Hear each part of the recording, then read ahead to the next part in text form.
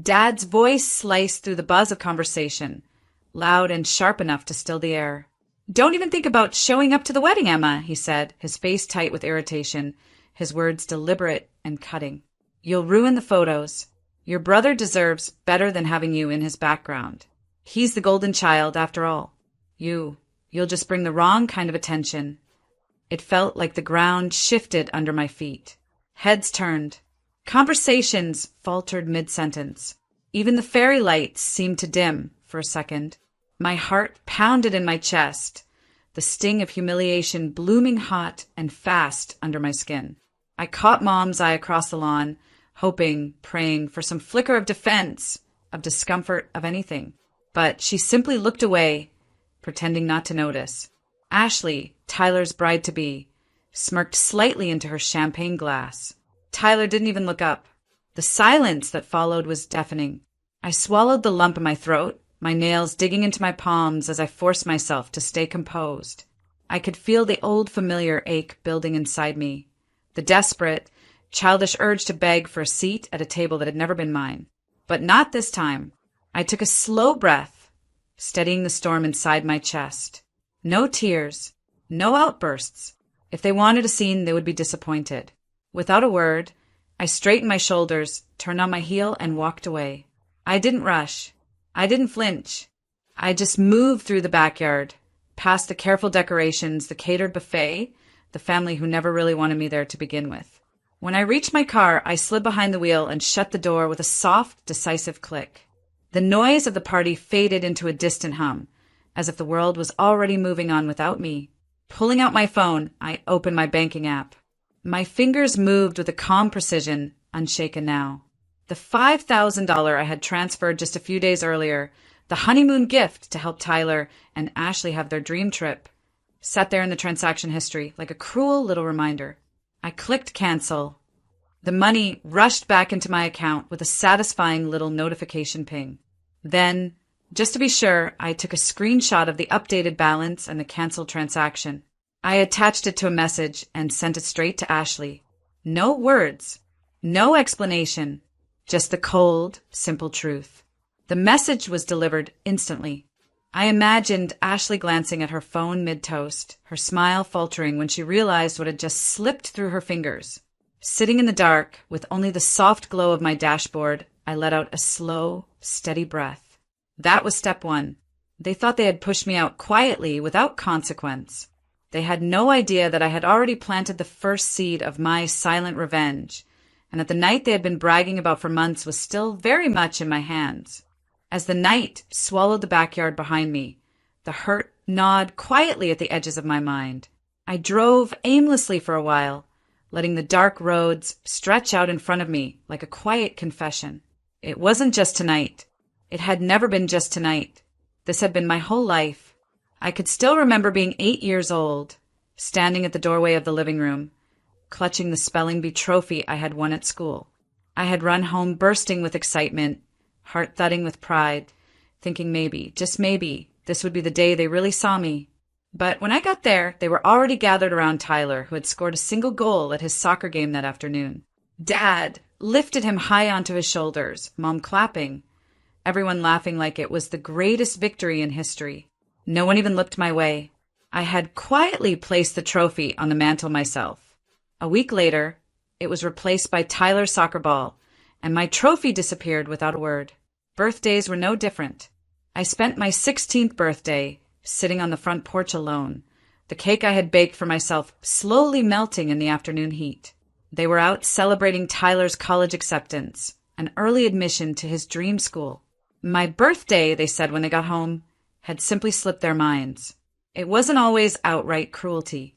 It was the coldness, the indifference, the way my achievements were invisible, my pain inconvenient, my existence almost embarrassing to them. I spent years trying harder, being quieter, being better, winning scholarships, working late shifts to buy my own car, building a life with no help, no applause, no "we're proud of you" to hang on to. Somewhere deep down, a child in me kept believing that if I just earned hard enough, they'd love me the way they loved him. But somewhere along the way, the truth settled in like a stone in my chest. Love, real love, shouldn't have to be earned. It shouldn't hinge on trophies or test scores or silent sacrifices. It shouldn't disappear when you stumble or when you don't fit into the perfect family photo. Tonight, Dad's words had ripped the last thread. They had spoken their truth out loud. I wasn't wanted. I wasn't needed. I was only ever a shadow in the background of Tyler's golden spotlight. And maybe that was the gift. Because now there was nothing left to hold on to. The silent, aching hope I had carried all these years finally slipped away. In its place was something quieter, sturdier. A kind of peace. They didn't want me there? Fine. But they would feel my absence in ways they couldn't yet imagine. I wasn't the same girl standing in doorways anymore, waiting to be seen. I was someone else now, someone they had never really bothered to know. And I wasn't done yet. Not even close. The morning after that gathering, I woke up in my own apartment, sunlight pooling across the hardwood floors. Everything about my life now looked different from the small, hollow world I grew up in. My apartment wasn't grand by any stretch, but it was mine. Every piece of furniture, every painting on the wall had been chosen by me, earned by me. There were no borrowed spaces here, no crumbs of affection doled out like rewards for good behavior. This place, this life, was built from my own stubborn hope. I padded into the kitchen, still barefoot, making coffee while scrolling through the endless photos my family had posted overnight. Tyler and Ashley laughing, clinking glasses, posing in the venue they had been bragging about for months, the perfect wedding space Ashley claimed made her feel like royalty. I stared at the photos for a long moment, feeling nothing but a faint, tired sadness. They still didn't know. They had no idea whose name was quietly printed on the bottom of the lease agreement. No idea that a year ago, after saving for years, I had bought into a handful of properties with my small real estate company, and that the prized wedding venue was one of them. It wasn't a petty purchase. At the time, it was just a smart business move. A beautiful old estate home, crumbling at the edges but full of hidden grandeur, just waiting for someone to see its worth. I saw myself in that house, so I restored it, breathed life back into it, much like I had done for myself. I sipped my coffee slowly, savoring the bitter warmth. They had rented it through a third-party planner, of course. They never checked the ownership. They wouldn't have cared, even if they had.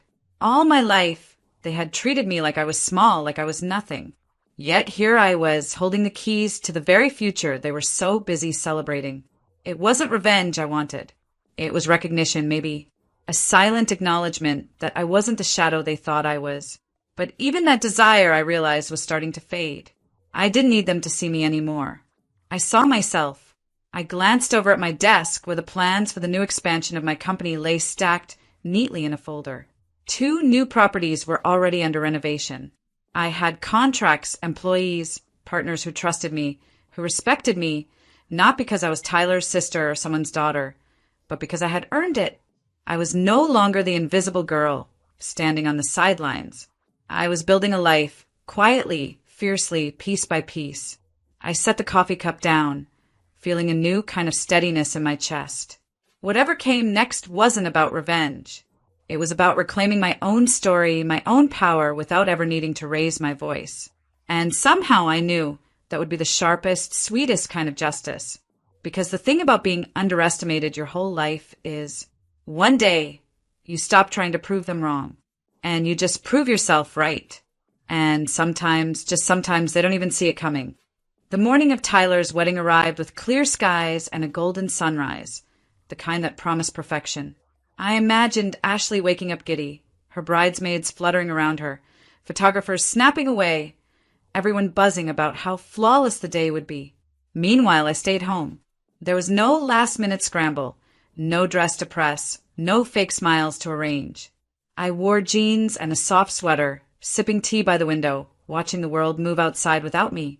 For once, I wasn't the outsider because they made me one. I chose it. Still, a dull ache settled under my ribs. I remembered when I was a kid, dreaming about what family occasions would feel like someday. Laughing with cousins, being twirled around the dance floor by my dad, feeling wanted. As reality crushed those childhood dreams, I learned to stop expecting anything different. But even as my phone buzzed with photos and comments from extended family, where's Emma? She couldn't even show up for her brother? I didn't flinch. Let them talk. If there was one thing this family loved more than appearances, it was a good scapegoat. And today, they would need one when things didn't go exactly as planned. I had prepared for this. It wasn't anything cruel or dramatic. I had simply reviewed the venue contract, quietly updated a few things, and made sure that certain privileges, like access to the grand ballroom, required an additional clearance they never secured. They were locked into the smaller, older part of the estate, the one still beautiful, but definitely not the gleaming centerpiece Ashley had posted about for months. They didn't know yet. They were too busy taking staged photos, Tyler straightening his tie in the cracked mirror of the side dressing room, Ashley frantically trying to get better lighting for her bridal shots. The real hit would come later. I leaned back against the couch, picturing it, the moment Ashley would realize the photos didn't look like the magazine spread she had obsessed over.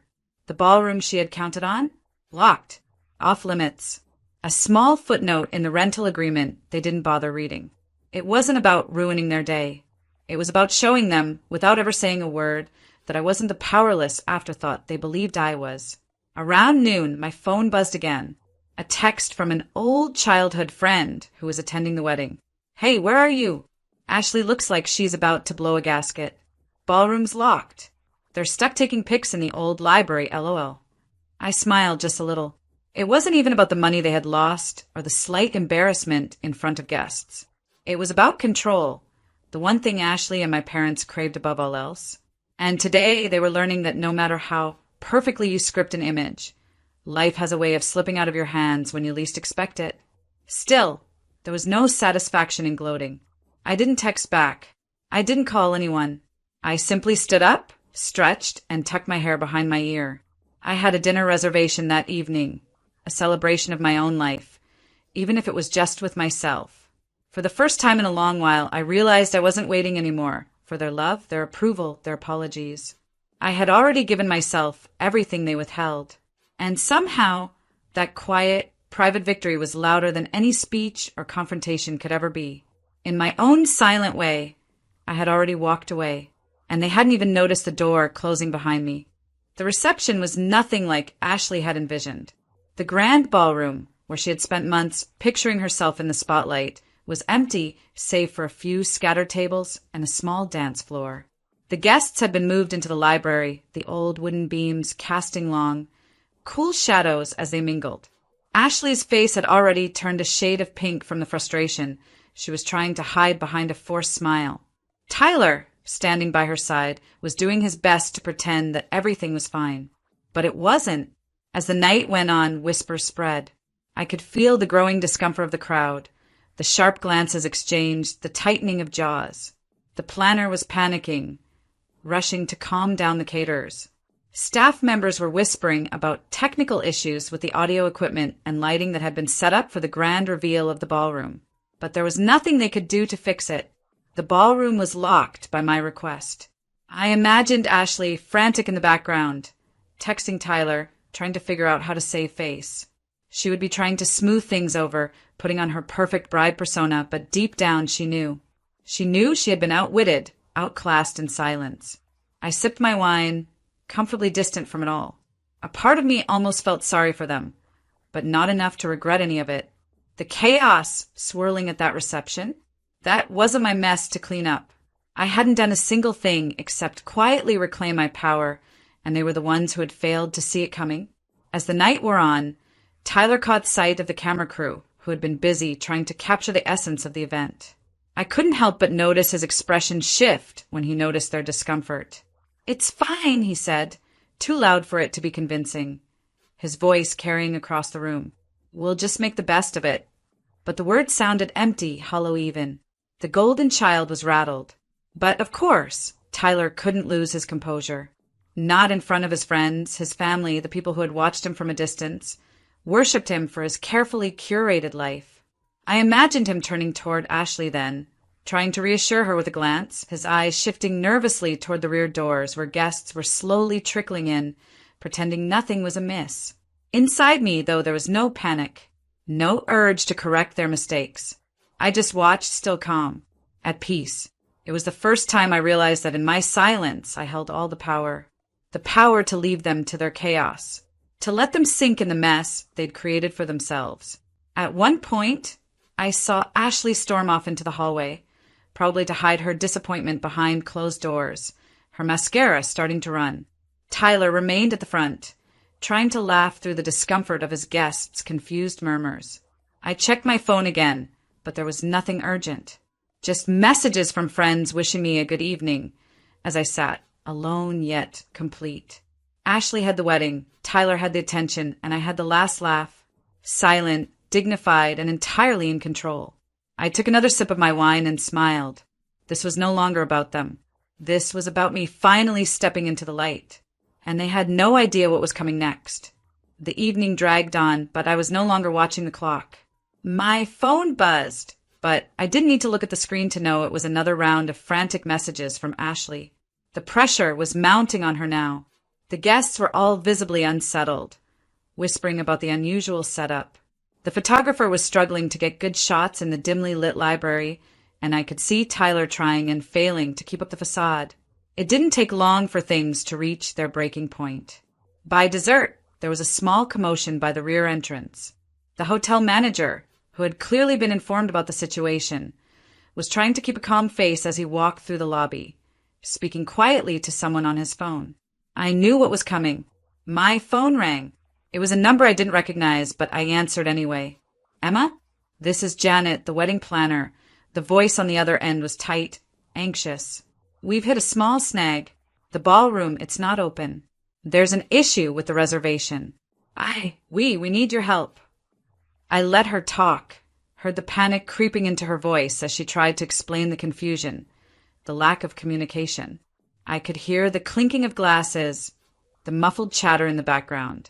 It was clear they were struggling. Janet, I said, cutting her off with quiet authority. Everything is taken care of. There was a pause, then a hesitant, almost relieved sigh on the other end. She thought I was about to fix the situation, to step in as the savior. I'm sorry, I continued, but I'm not coming. You'll need to work with what you have. She was silent for a moment, and then the realization hit her. She stammered. But the ballroom, it was supposed to be locked in. The deposit. I could hear her voice crumbling as she came to terms with the truth.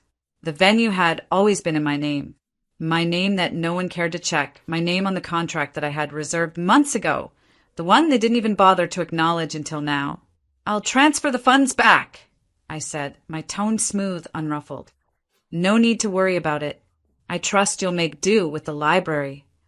And that was it. The phone call ended with nothing more than a simple click. But as I stood in my living room, watching the last traces of sunlight fade outside my window, I knew they were beginning to understand.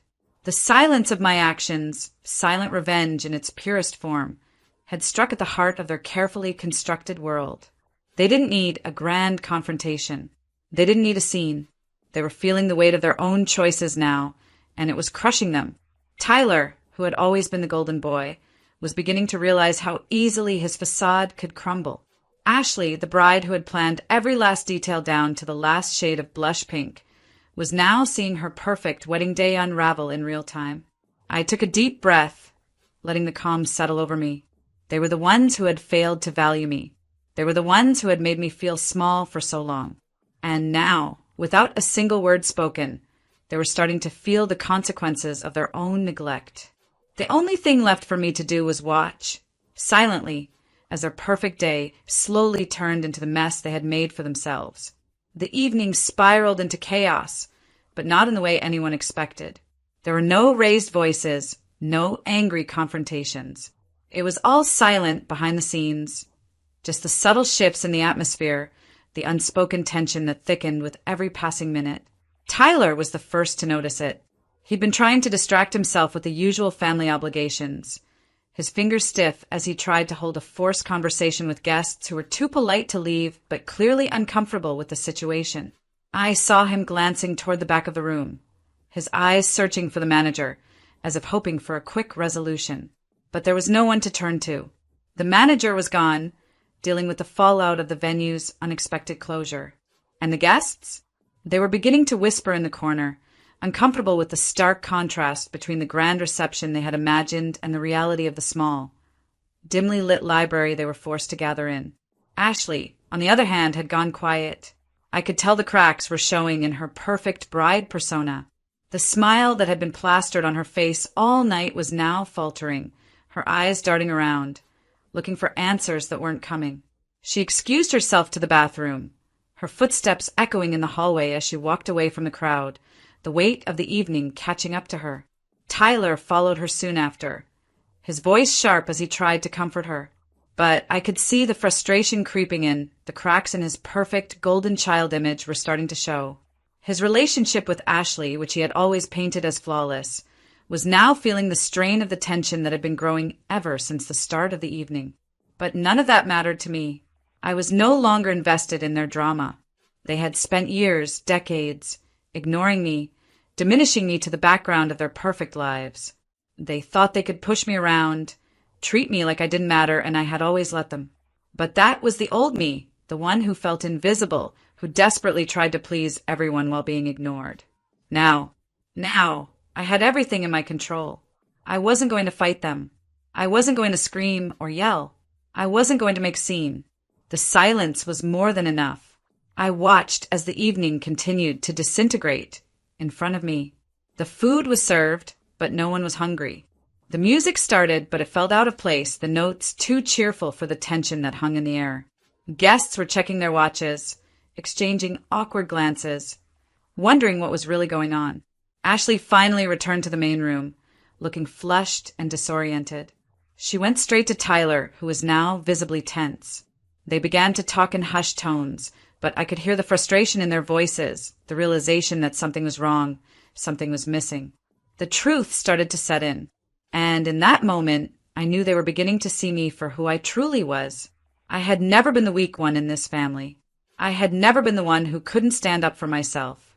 I had just been silent, waiting for the right moment to let them feel the sting of their neglect. And now that moment had come. As the night wore on, the cracks in the facade became more and more impossible to ignore. The guests had long stopped pretending to enjoy themselves, and the awkwardness in the air was suffocating. Tyler and Ashley were no longer the center of attention. They were just two people, struggling to keep up appearances in front of a room, full of people who knew something was wrong, but didn't know what. I stood by the window, my back to the room, watching the headlights of the few remaining cars pull away. The evening was winding down, but not the way Ashley and Tyler had imagined. They hadn't even noticed me for the last hour. I wasn't there to them anymore. And that was the way I liked it. The moment had arrived, the moment I had been preparing for my entire life. I had nothing left to prove to them, nothing left to say. The game was over. The power had shifted, and they didn't even see it coming. Ashley, looking defeated, stepped forward with Tyler at her side, trying to salvage what was left of her wedding day. Her voice was shaking when she finally spoke, her eyes searching mine with a mix of anger and confusion. "Emma," she started, her tone hesitant. What happened? Where's the venue?" I didn't answer immediately. I let the silence stretch out, long enough for the weight of the question to settle. I could see the panic flickering in her eyes as she realized that this was no simple misunderstanding. It was something far more complicated, far more intentional. "The venue," I said slowly, my voice calm and even, "was never really yours. It was always mine." I took a deep breath, watching as the words sank in. The shock on their faces was almost too satisfying to describe.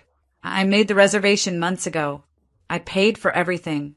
But when I saw you and Dad treating me like a nobody, I decided to let you play your little charade."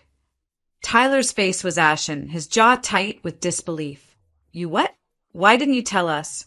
Why didn't you just? Why didn't I tell you?" I repeated, cutting him off, letting the silence of my words hang in the air. "Why didn't I just make a scene? You think that's what you deserve? After everything? No, I'm not here for drama, Tyler. I'm here for peace. And that peace," I added, my gaze steady and unwavering, "comes with knowing I don't need to fight for your approval anymore." Ashley's lips trembled, and for the first time that night, she looked vulnerable, raw. She had no words.